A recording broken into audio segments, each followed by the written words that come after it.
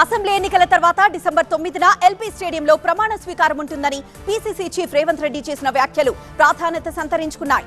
కాంగ్రెస్ గెలుస్తుందని, సోనియా పుట్టినరోజే ప్రమాణ స్వీకారానికి సమయమంటూ ఆయన తమ క్యాడర్లో హుషారు నింపారు. బీఆర్ఎస్ నేత రామ్మోహన్ గౌడ్ ను పార్టీలో చేర్చుకున్న సందర్భంలో రేవంత్ ఈ కామెంట్స్ చేశారు. అన్ని వర్గాలకు సంక్షేమ పథకాలు ఇస్తున్నట్లు గొప్పగా చెప్పుకున్న బీఆర్ఎస్ సర్కార్ బడ్జెట్ లో కేటాయింపులు లేకుండా, నిధులు ఇవ్వకుండా మోసం చేసిందని సీఎల్పీ నేత భట్టి విక్రమార్క విమర్శించారు. తాము మోసపోయామని అన్ని వర్గాలకు అర్థమైందన్నారు. కాంగ్రెస్ అధికారంలోకి రాగానే 6 గ్యారెంటీ హామీలు అమలు చేస్తామని ప్రకటించారు భట్టి. తెలంగాణలో టికెట్లు ఎవరికొస్తాయో అన్నది రేపు తేలిపోతోంది. కాంగ్రెస్ సెంట్రల్ ఎలక్షన్ కమిటీ సమావేశం రేపు నిర్వహిస్తున్నారు. తెలంగాణతో పాటు మధ్యప్రదేశ్ ఎన్నికలపై కసరత్తు చేస్తారు. దీంతో జానారెడ్డి నివాసంలో పీసీసీ ప్రముఖులు అభ్యర్థుల ఎంపికలో ఉన్న సమస్యలపై చర్చించారు. ఇప్పటికే కాంగ్రెస్ అభ్యర్థుల ఎంపికపై స్క్రీనింగ్ కమిటీ కసరత్తు పూర్తి చేసింది. ఒకవైపు కాంగ్రెస్ లో జోష్ కనిపిస్తూ ఉంటే, మరోవైపు ఆ పార్టీలోకి ఓటేస్తే బీఆర్ఎస్ కి వేసినట్టే అని తెలంగాణ బీజేపీ చీఫ్ కిషన్ రెడ్డి హెచ్చరించారు. కాంగ్రెస్ అభ్యర్థులు గెలిచినా బీఆర్ఎస్ లోకి వెళ్తారని వ్యాఖ్యానించారు. మాజీ ఎమ్మెల్యే ఆరేపల్లి మోహన్ ను కండువా కప్పి తమ పార్టీలోకి ఆహ్వానించిన సందర్భంలో కిషన్ రెడ్డి వ్యాఖ్యలు చేశారు. తమ అభ్యర్థుల జాబితా ఢిల్లీ వెళ్తే కాంగ్రెస్ జాబితా ప్రగతి భవన్ కు వెళ్లిందని బీజేపీ ఎంపీ బండి సంజయ్ ఎద్దేవా చేశారు. పెద్దసార ఆమోదం కోసం వెయిట్ చేస్తున్నారని ఆరోపించారు. పాపం రేవంత్ రెడ్డికి ఈ విషయం తెలియదంటూ బండి సంజయ్ వ్యాఖ్యానించారు. తమ పార్టీలో సీట్ల విషయంలో కలిసికట్టుగా చర్చించి నిర్ణయం తీసుకుంటామన్నారు. బీజేపీ ఎమ్మెల్యే ఈటెల రాజేందర్ సంచలన వ్యాఖ్యలు చేశారు. సీఎం కేసీఆర్ పై గజ్వేల్ నుంచి పోటీ చేస్తానని ప్రకటించారు. హుజూరాబాద్ లో బీజేపీ కార్యకర్తల సమావేశంలో ఈ ప్రకటన చేశారు. హుజూరాబాద్ తో పాటు గజ్వేల్ లో కూడా పోటీ చేస్తానన్నారు ఈటెల. పాలమూరు కాంగ్రెస్ లో టికెట్ల వ్యవహారం చిచ్చు రేపుతోంది. నాగర్ కర్నూల్ టికెట్ ఆశిస్తోన్న సీనియర్ నేత నాగం జనార్దన్ రెడ్డి తన అనుచరులతో భేటీ అయ్యారు. కార్యకర్తల కోసం ఎలాంటి త్యాగాలకైనా, ఎలాంటి నిర్ణయాలకైనా తాము సిద్ధమన్నారు నాగం. ప్రజాక్షేత్రంలోనే తేల్చుకుందాం రా అంటూ ఎమ్మెల్సీ దామోదర్ రెడ్డికి సవాల్ విసిరారు నాగం. బీసీలకు 34 టికెట్లు ఇవ్వాలని ఆ వర్గానికి చెందిన కాంగ్రెస్ నేతలు డిమాండ్ చేస్తున్నారు. రేపో మాపో విడుదలయ్యే కాంగ్రెస్ తొలి జాబితాలో 72 టికెట్లు ప్రకటిస్తారని, అందులో కనీసం 10 టికెట్లైనా బీసీలకు ఉండకపోవచ్చని అనుమానం వ్యక్తం చేస్తున్నారు. తుది విడతగా రేపు స్క్రీనింగ్ కమిటీ సమావేశం జరగబోతున్న నేపథ్యంలో ఫైనల్ గా తమ డిమాండ్ వినిపించేందుకు ఏకంగా గాంధీ భవన్ లోనే ధర్నా చేయాలని నిర్ణయించారు. తమ పార్టీని కాంగ్రెస్ లో విలీనం చేయడానికి ప్రయత్నించి విఫలమైన వైఎస్ఆర్టీపీ అధినేత్రి షర్మిల పాలేరు నుంచి పోటీకి దిగుతున్నట్లు ప్రకటించారు. మరో సీటు నుంచి కూడా పోటీ చేయాలని షర్మిల నిర్ణయించినట్లు ఆ పార్టీ ప్రతినిధి రామ్రెడ్డి చెప్పారు. అలాగే షర్మిల భర్త అనిల్, ఆమె తల్లి విజయలక్ష్మి పోటీ చేయాలనే డిమాండ్ ఉన్నట్లు చెప్పారు ఆయన. ప్రభుత్వ వ్యతిరేక ఓటు చీల్చామనే అపవాదు రాకుండా త్యాగానికి సిద్ధమైనట్లు షర్మిల చెప్పారు.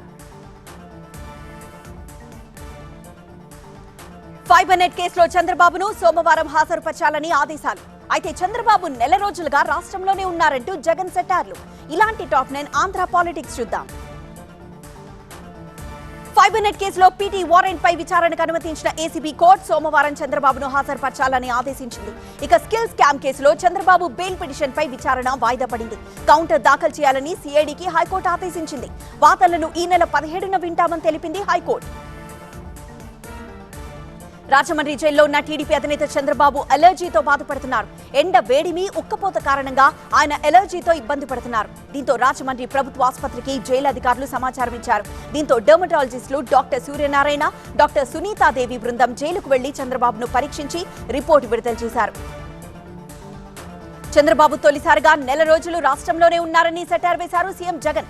అది కూడా రాజమండ్రి జైల్లోనే అన్నారు. చంద్రబాబుకు రాష్ట్రంపైనే కాదు, కుప్పంపైన ప్రేమ లేదన్నారు సీఎం జగన్. మరోవైపు పవన్ కళ్యాణ్ పై సెటార్లు వేశారు సీఎం. పవన్ కళ్యాణ్ కు వివాహ వ్యవస్థపై నమ్మకం లేదన్నారు. యూజ్ అండ్ త్రో అనేది పవన్ విధానమన్నారు జగన్. సామర్లకోటలో సామూహిక గృహ ప్రవేశాలు జరిగాయి. జగనన్న కాలనీని ప్రారంభించారు సీఎం జగన్. ఇప్పటి వరకు 30,75,000 ఉచిత ఇళ్ల పట్టాలను పంపిణీ చేశారు.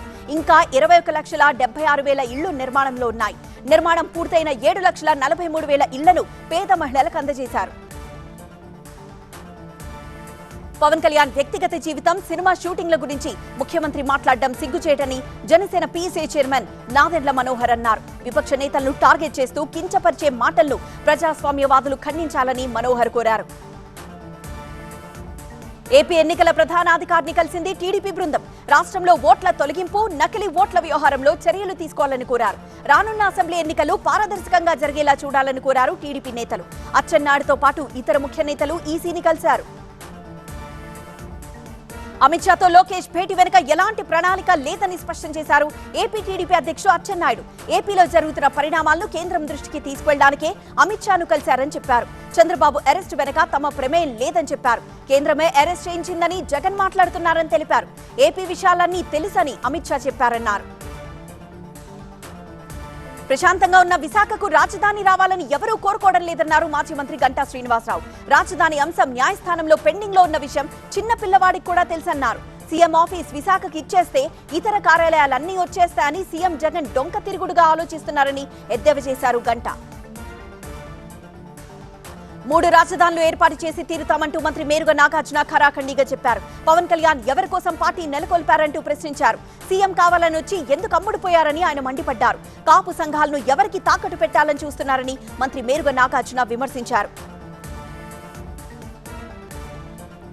అధికారుల బదిలీలపై నేతల రియాక్షన్. నాంపల్లిలో బోగస్ ఓట్లపై హైకోర్టులో విచారణ. ఎన్నికల కోడ్తో విస్తృతంగా పోలీసుల తనిఖీలు. ఇలాంటి టాప్ 9 తెలంగాణ వార్తలు ఇప్పుడు చూద్దాం. తన బదిలీపై ఐఏఎస్ అధికారిని టీకే శ్రీదేవి స్పందించారు. వాణిజ్య పన్నుల శాఖ కమిషనర్ గా ఉన్నారు శ్రీదేవి. కేంద్ర ఎన్నికల సంఘం పర్యటనకు 3 రోజుల ముందు తాను బాధ్యతలు తీసుకున్నానని చెప్పారు టీకే శ్రీదేవి. ఇటీవలే బాధ్యతలు తీసుకున్న తాను ఆ శాఖ పనితీరుకు ఎలా బాధ్యురాలనవుతానని టీకే శ్రీదేవి ప్రశ్నించారు. తెలంగాణలో అధికారుల బదిలీలపై ఈసీ నిర్ణయాన్ని స్వాగతిస్తున్నామన్నారు కాంగ్రెస్ నేత మల్లు రవి. మరికొంతమంది అధికారుల జాబితా సిద్ధం చేస్తున్నామని, సంబంధిత అధికారులపై కూడా చర్యలు తీసుకోవాలన్నారు. ఐఏఎస్, ఐపీఎస్ పరిపాలనా అధికారులను మార్చినంత మాత్రాన తెలంగాణ ప్రజల మనసులను మార్చలేరన్నారు బీఆర్ఎస్ నేత దాసోజు శ్రవణ్. కేసీఆర్ పట్ల ప్రజాభిమానాన్ని తగ్గించలేదన్నారు. తెలంగాణ గుండె చప్పుడు కేసీఆర్ అన్నారు. తెలంగాణకు కేసీఆర్ కావాలన్నారు. కేసీఆర్ కు తెలంగాణ అభివృద్ధి కావాలని, కేసీఆర్ 3వ సారి తెలంగాణ ముఖ్యమంత్రి కావడాన్ని ఎవరూ ఆపలేరన్నారు. నాంపల్లి ఓటర్ల జాబితాపై హైకోర్టులో విచారణ జరిగింది. నాంపల్లిలో 45,000కు పైగా బోగస్ ఓట్లున్నాయని కాంగ్రెస్ నేత ఫిరోజ్ ఖాన్ పిటిషన్ దాఖలు చేశారు. ముసాయిదా ప్రకటించి అభ్యంతరాలు స్వీకరించాకే తుది జాబితా ఖరారు చేశామన్నారు ఈసీ. అయితే ఎన్నికల జాబితాలో జోక్యం చేసుకోలేమని హైకోర్టు తెలిపింది. సీఈఓకు ఫిర్యాదు చేయాలని ఫిరోజ్ ఖాన్ కు కోర్టు సూచించింది. తెలంగాణలో ఎట్టి పరిస్థితుల్లో బీఆర్ఎస్ తో బీజేపీ పొత్తు పెట్టుకోదన్నారు ఆ పార్టీ నేత సునీల్ దియోదర్. కేసీఆర్ స్టిక్కర్ బాబు అని విమర్శించారు. ఖమ్మంలో బీజేపీ కార్యకర్తల సమావేశానికి ఆయన హాజరయ్యారు. కేంద్ర పథకాలను కేసీఆర్ తన ఖాతాలో వేసుకున్నారని విమర్శించారు. ఢిల్లీ హైకోర్టులో బీఆర్ఎస్ పిటిషన్ ఉపసంహరించుకుంది. ఎన్నికల గుర్తుపై పిటిషన్ను వెనక్కి తీసుకుంది బీఆర్ఎస్. సుప్రీంకోర్టుకు వెళ్లాలని ఆ పార్టీ నిర్ణయించింది. కారును పోలిన గుర్తును ఇతరులకు కేటాయించవద్దని సుప్రీంకోర్టులో పిటిషన్ వేయనుంది బీఆర్ఎస్. ఎన్నికల కోడ్ నేపథ్యంలో పోలీసుల తనిఖీలు కొనసాగుతున్నాయి. తెలంగాణ, మహారాష్ట్ర సరిహద్దులో పోలీసులు విస్తృత తనిఖీలు చేపట్టారు. నిర్మల్ జిల్లా భైంసా సరిహద్దులో ఏఎస్పీ కాంతిలాల్ పటేల్ ఆధ్వర్యంలో వాహనాల తనిఖీలు చేశారు పోలీసులు. మహారాష్ట్ర నుండి భైంసాకు అక్రమంగా తరలిస్తున్న ₹1,00,000 మద్యాన్ని స్వాధీనం చేసుకున్నారు. ఖమ్మంలో పోలీసులు వాహనాల తనిఖీలు చేపట్టారు. ఎలాంటి పత్రాలు లేకుండా తరలిస్తున్న ₹3,00,000 సీజ్ చేశారు ఫ్లయింగ్ స్క్వాడ్ అధికారి సుమ. ఓ వ్యక్తి స్కూటీలో ₹3,00,000 తరలిస్తుండగా బోసుబొమ్మ సెంటర్లో పోలీసులు పట్టుకున్నారు. కేసు నమోదు చేసి దర్యాప్తు చేస్తున్నారు 3 టౌన్ పోలీసులు. వికారాబాద్ జిల్లా తాండూరులోనూ పోలీసులు తనిఖీలు చేపట్టారు. ఎలాంటి అనుమతి పత్రాలు లేకుండా తీసుకువెళ్తున్న ₹2.5 లక్షల వికారాబాద్ జిల్లా సీఐ రాజేందర్ రెడ్డి పట్టుకున్నారు. ఇజ్రాయెల్ నుండి మనోళ్లు వచ్చేస్తున్నారు. తెల్లవారితా మన దేశంలో ల్యాండ్ అవుతారు. ఇక చైనా బోర్డర్ కు 30 కిలోమీటర్ల దూరంలో భరోసా మంత్రం పఠించిన ప్రధాని మోదీ. అటు మధ్యప్రదేశ్ లో పాపాల చిట్టా బయటపెట్టిన ప్రియాంక. ఇలాంటి టాప్ 9 నేషనల్ న్యూస్ చూద్దాం. ఇజ్రాయెల్లో ఉన్న 18,000 మంది భారతీయులను తరలించే ఆపరేషన్ అజయ్ కార్యక్రమం మొదలైంది. 230 మంది భారతీయులను తరలించే తొలి విమానం ఈ రాత్రి టెల్ అవీవ్ నుంచి బయలుదేరుతుందని, రేపు పొద్దున్నే భారత్ కు చేరుకుంటుందని విదేశాంగ శాఖ ప్రతినిధి అరిందమ్ బాగ్చి చెప్పారు. అక్కడ భారతీయులెవరూ చనిపోలేదన్నారు. యుద్ధ క్షేత్రం నుంచి భారతీయులను స్వదేశానికి క్షేమంగా తరలించే ప్రక్రియ జోరుగా సాగుతోంది. ఇజ్రాయెల్ కు మద్దతుగా భారత్ లో కూడా సంఘీభావం వ్యక్తమవుతోంది. హమాస్ దాడుల్లో చనిపోయిన ఇజ్రాయేలీలకు సంతాప సూచకంగా వారణాసిలో కొవ్వొత్తుల ప్రదర్శన చేపట్టారు. భారత్, ఇజ్రాయెల్ జెండాలతో పాటు 2 దేశాల అధినేత ఫోటోలను ప్రదర్శించారు. చైనా బోర్డర్ కు 30 కిలోమీటర్ల దూరంలో అభివృద్ధి మంత్రం జపించారు ప్రధాని మోదీ. ఆ ప్రాంతానికి రైలు కూడా తెస్తామని పితోర్గఢ్ బహిరంగ సభలో చెప్పారు. ఉత్తరాఖండ్లోని సరిహద్దు ప్రాంతాల్లో 4200 కిలోమీటర్ల రోడ్ల నిర్మాణం పూర్తి చేశామని, 22 టన్నెల్స్ ను నిర్మించామని చెప్పారు ఆయన. అక్కడ ఆయన 4200 కోట్ల విలువైన ప్రాజెక్టులకు ప్రారంభోత్సవాలు చేశారు. అంతకుముందు ప్రధాని మోదీ పితోర్గఢ్ దగ్గరున్న పార్వతీకుండ్ను సందర్శించారు. అక్కడ ఆయనకు కొండ ప్రాంత ప్రజల ఆచారం ప్రకారం స్వాగతం లభించింది. ప్రధాని అక్కడ కైలాష్ గుడిలో పూజలు చేసి ఆశీర్వాదం తీసుకున్నారు. అక్కడ ధ్యానం చేశారు. అలాగే జాగేశ్వర్ ధామ్ ను కూడా దర్శించారు. మధ్యప్రదేశ్లో బీజేపీ 225 నెలలు పాలిస్తే స్కామ్లు మాత్రం 250 జరిగాయని కాంగ్రెస్ ప్రధాన కార్యదర్శి ప్రియాంక గాంధీ విమర్శించారు. 1,50,000 మంది యువకులు రాష్ట్రంలో అదృశ్యమయ్యారని ఆరోపించారు. ఉజ్జయినిలో జరిగిన ఘటన సిగ్గుచేటనన్నారు ప్రియాంక గాంధీ. అసెంబ్లీ ఎన్నికల అభ్యర్థుల జాబితాపై కాంగ్రెస్ కేంద్ర ఎన్నికల కమిటీ మల్లగుల్లాలు పడుతోంది. ఇప్పటికే మధ్యప్రదేశ్ అసెంబ్లీ ఎన్నికల్లో పోటీ చేసే అభ్యర్థులపై కసరత్తులు చేపట్టారు. తాజాగా ఛత్తీస్గఢ్, మిజోరాం అసెంబ్లీకి పోటీ చేయాల్సిన కాంగ్రెస్ అభ్యర్థుల పడపోతపై సీఈసీ దృష్టి పెట్టింది. త్వరలోనే తెలంగాణ అభ్యర్థులపై కూడా కాంగ్రెస్ కేంద్ర ఎన్నికల కమిటీ చర్చలు జరుపుతుంది. ఢిల్లీ సీఎం కేజ్రీవాల్ కు వ్యతిరేకంగా బీజేపీ ఆందోళనలను ఉధృతం చేసింది. లిక్కర్ స్కామ్ కు సూత్రధారి కేజ్రీవాల్ అంటూ బీజేపీ కార్యకర్తలు ఆందోళన చేపట్టారు. సీఎం నివాసాన్ని ముట్టడించేందుకు బీజేపీ కార్యకర్తలు ప్రయత్నించడంతో తీవ్ర ఉద్రిక్తత చోటు చేసుకుంది. బ్యారికేడ్లను తొలగించడానికి ప్రయత్నించిన బీజేపీ కార్యకర్తలను పోలీసులు అరెస్ట్ చేశారు. పుట్టని బిడ్డకు బతికే హక్కు లేదా అంటూ సుప్రీం చీఫ్ జస్టిస్ చంద్రచూడ్ ప్రశ్నించారు. మానసికంగా, ఆర్థికంగా ఇబ్బందులు పడుతున్న ఒక మహిళ తన 26 వారాల గర్భాన్ని తొలగించుకోవడానికి చేస్తున్న న్యాయ పోరాటంలో ఆయన వేసిన ప్రశ్న ఆసక్తికరంగా మారింది. తల్లి చేస్తున్న వాదన నిజమే, కానీ జీవం పోసుకుంటున్న బిడ్డ హక్కులను బ్యాలెన్స్ చేయాలని అవసరం కోర్టు మీద ఉందని చంద్రచూడ్ చెప్పారు. రైల్వే ట్రాక్స్ లోపాల వల్లే బీహార్లో గత అర్ధరాత్రి రైలు ప్రమాదం జరుగుండొచ్చని ప్రాథమిక దర్యాప్తులో తేలింది. నార్త్ ఈస్ట్ ఎక్స్ప్రెస్ రైలు 21 బోగీలు పట్టాలు తప్పడంతో 4 ప్రయాణికులు చనిపోయారు.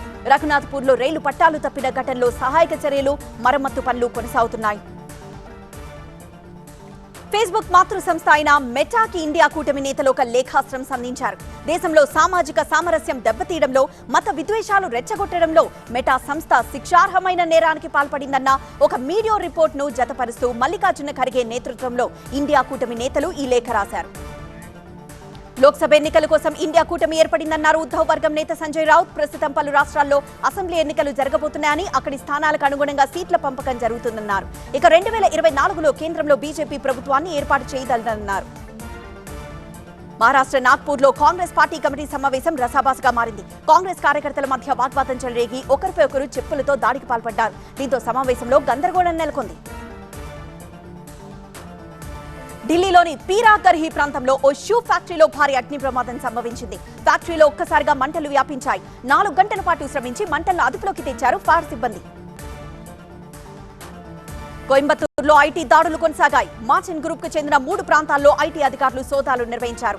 లాటరీ విక్రయాల్లో 910 కోట్లు అక్రమంగా తరలించడంపై ఈ దాడులు చేశారు ఐటీ అధికారులు. ఆదివారం నాడు దుర్గా శరన్నవరాత్రులు ప్రారంభమవుతాయి. అయితే ఉత్సవాలు పెద్ద ఎత్తున జరిగే కోల్కతాలో అప్పుడే సంబరాలు మొదలయ్యాయి. దుర్గా అమ్మవారి మండపాలు సిద్ధం చేశారు. శనివారం నాటి భారత్ పాక్ మ్యాచ్ కోసం అహ్మదాబాద్లోని నరేంద్ర మోదీ స్టేడియం సిద్ధమైంది. అక్కడ ఎలాంటి అవాంఛనీయ ఘటనలు జరగకుండా భద్రతను కట్టుదిట్టం చేశారు. యావత్ అహ్మదాబాద్ నగరం భద్రతా వలయంలోకి వచ్చింది.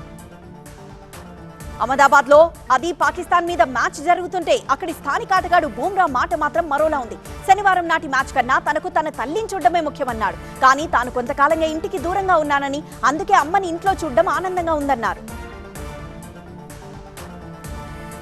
బందీలను విడిస్తేనే నీళ్లు, కరెంట్ అంటూ హమాస్ కు ఇజ్రాయెల్ వార్నింగ్. సిరియాలో 2 ఎయిర్పోర్ట్ల మీద ఇజ్రాయెల్ దాడులు. ఇక అమెరికా అండతో మరింత రెచ్చిపోయేందుకు ఇజ్రాయెల్ రెడీ. ఇలాంటి టాప్ 9 వార్తలను న్యూస్ జంక్షన్ లో చూద్దాం. హమాస్ ను ఐసిస్ తో పోల్చుతూ ఐసిస్ లాగే హమాస్ ను అణిచేస్తామని అమెరికా విదేశాంగ మంత్రి బ్లింకెన్ కు ఇజ్రాయెల్ ప్రధాని నెతన్యాహు చెప్పారు. హమాస్ మిలిటెంట్లకు ఎవరు ఆశ్రయం ఇవ్వకుండా బహిష్కరించాలని, ఆంక్షలు విధించాలని ఇజ్రాయెల్ ప్రధాని బెంజమిన్ నెతన్యాహు కోరారు. ఇజ్రాయెల్ కు వెన్నంటుంటామని ఆ దేశ విదేశాంగ మంత్రి ఆంథనీ బ్లింకన్ భరోసా ఇచ్చారు. తాను ఇక్కడికి అమెరికా మంత్రిగా వచ్చినా తాను ఒక యూదుడినని, ఈ కష్టాలు తనకు తెలుసని చెప్పారు ఆయన. ఒకవైపు గాజాలో మృతుల సంఖ్య 1354కి చేరిందని హమాస్ ఆరోగ్య మంత్రిత్వ శాఖ తెలిపింది. ఒకవైపు మృతుల సంఖ్య పెరుగుతుంటే మరోవైపు ఆసుపత్రిలో చేరుతున్న క్షతగాత్రుల సంఖ్య కూడా పెరుగుతోంది. బందీలుగా చేసుకున్న తమ ప్రజలను విడిచిపెట్టే వరకు గాజాకు నీళ్లు కరెంట్ ఇచ్చేది లేదని ఇజ్రాయెల్ ఇంధన మంత్రి కార్డ్స్ తేల్చి చెప్పారు. ఇజ్రాయెల్ నుంచి 150 మందిని హమాస్ మిలిటెంట్లు కిడ్నాప్ చేశారన్నారు. గాజాకు మానవతా సాయంపై ప్రశ్నిస్తే తమ ప్రజలు ఇళ్లకు చేరుకునే వరకు కరెంటు స్విచ్ ఆన్ చేయబోమని, ఇంధనం గాజాకు వెళ్లదని ఆయన ఖరాఖండిగా చెప్పారు. ప్రతి హమాస్ మిలిటెంట్ చనిపోయినట్లే అనుకోవాలంటూ ఇజ్రాయెల్ ప్రధాని నెతన్యాహు గట్టి హెచ్చరిక చేసిన తర్వాత ఆ దేశ సైన్యం దూకుడు మీదుంది. ప్రతీకారుల దాడులు చేస్తున్న ఇజ్రాయెల్ సైన్యం మరింత పెద్ద అటాక్ కు రంగం సిద్ధం చేస్తోంది. గాజా లోపలికి దూసుకువెళ్లి ప్రత్యక్ష యుద్ధం చేయాలనే ప్రతిపాదన కూడా ఉంది. ఇజ్రాయెల్ మీద హమాస్ దాడులపై ఈజిప్ట్ 3వ రోజులు హెచ్చరించిందని అమెరికా ఎంపీ మైఖేల్ మెక్కాల్ చెప్పారు. అయితే ఇజ్రాయెల్ ప్రధాని నెతన్యాహు మాత్రం ఇవన్నీ తప్పు అంటూ కొట్టిపారేశారని వివరించారు. ఇజ్రాయెల్ పాలస్తీనా సైనికులు మహిళలు, వృద్ధులు, పిల్లలను పరస్పరం ఘర్షణల్లోకి లాగడాన్ని రష్యన్ అధ్యక్షుడు పుతిన్ తప్పుపట్టారు. ఈ కిడ్నాప్లు, హత్యలను ఆయన తప్పుపట్టారు. 2 దేశాలు ప్రాణ నష్టాన్ని పూర్తిగా నివారించాలని పుతిన్ హెచ్చరించారు. హమాస్ ఇజ్రాయెల్ యుద్ధంలో లెబనాన్ వాసులు ఇబ్బంది పడుతున్నారు. లెబనాన్ కు చెందిన హిజ్బుల్లా తీవ్రవాద సంస్థ ఇజ్రాయెల్ మీదకు రాకెట్లు విసిరింది. ఇందుకు ప్రతీకారంగా ఇజ్రాయెల్ కూడా లెబనాన్ మీదకు ప్రతిదాడులు చేసింది. మన దేశంలోని పలు ప్రాంతాల్లో ఇజ్రాయెల్ కు సంఘీభావం తెలుపుతున్నారు. ముఖ్యంగా యువత భారత్ ఇజ్రాయెల్ జెండాల టాటూలు వేసుకున్నారు. హమాస్ దాడులను బీజేపీతో పాటు కాంగ్రెస్ ఖండించిన తర్వాత ఈ పరిణామం కీలకంగా మారింది.